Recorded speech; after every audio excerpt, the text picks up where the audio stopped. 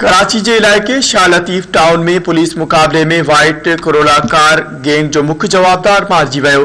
Shah Latif police जो चवण आहे त जवाबदार हिक ख़ानगी कंपनी में फुरलुट करण बैदि फरार थी रहा हुआ त इतला ते पुलिस नाकाबंदी कई। पुलिस मूजिब हथियारबंदन पुलिस की नाकाबंदी ॾिसी फायरिंग शुरू करे ॾिनी, जॾहिं त पुलिस पारां कयल जवाबी फायरिंग में हिक जवाबदार मारिजी वियो ऐं 3 ज़ख़्मी थी पिया। पुलिस जो चवण आहे त ज़ख़्मी 3 जवाबदार मौक़े जो फ़ाइदो वठी फरार थी विया। जन की गिरफ्तारी ले कोशिशूं जारी आहिनि। पुलिस मूजिब मारिजी वियल हथियारबंदन की सुञाणप नाहे थी सघी, पर संदन वास्तो वाइट करोला गैंग सां आहे, जेकी डिफेंस के बंगलन में धाड़े की कार्रवाईअ सबब खौफ की अलामत बणियल आहिनि।